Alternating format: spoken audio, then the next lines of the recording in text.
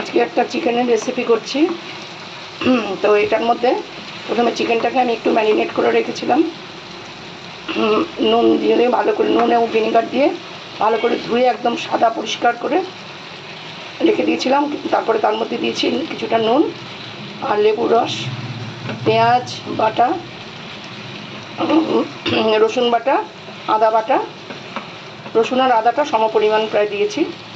আর এই দিয়ে আমি নুন আর কাশ্মীরি মির্চ, হলুদ এগুলি দিয়ে আর লেবুর রস এটা দিয়ে আমি ম্যারিনেট করে রেখে দিয়েছিলাম 8 ঘন্টা।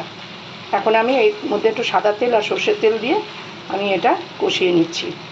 এরপরে আমি এর মধ্যে হালকা করে আলু কেটে দেবো পাতলা করে, দিয়ে একটু দই দেবো ফেটিয়ে, দিয়ে গ্রেভিটা হয়ে গেলে তারপরে আমি নামিয়ে দেবো।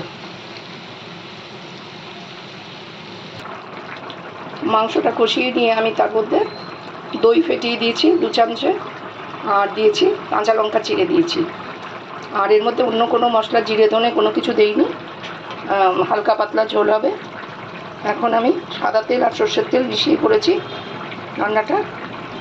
আর এখন আমি এর মধ্যে একটু সামান্য ঘি আর গরম মশলা দিয়ে নামাবো। খুব সামান্য ঘি, একটুখানি 1/2 চামচের মতন ফ্লেভারের জন্য।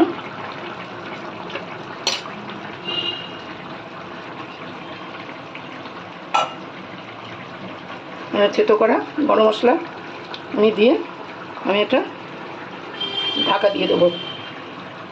তার আগে আমি কটা কাঁচা লঙ্কা আমি একটু ভেঙে দিয়ে দিলাম, দিয়ে এটা স্ট্যান্ডিং টাইমে রেখে নামিয়ে দেবো। তো কেমন লাগলো জানাবেন। খুব সিম্পল রেসিপি, কিন্তু খেতে খুব সুস্বাদু হয়।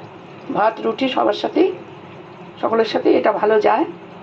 আপনারা করে দেখতে পারেন। লাস্টে ঘিটা আর গরম মশলাটা দিয়ে ফ্লেভারটা, স্বাদটা খুব বাড়িয়ে দেয়। আপনারা করে দেখবেন, আশা করি ভালো লাগবে।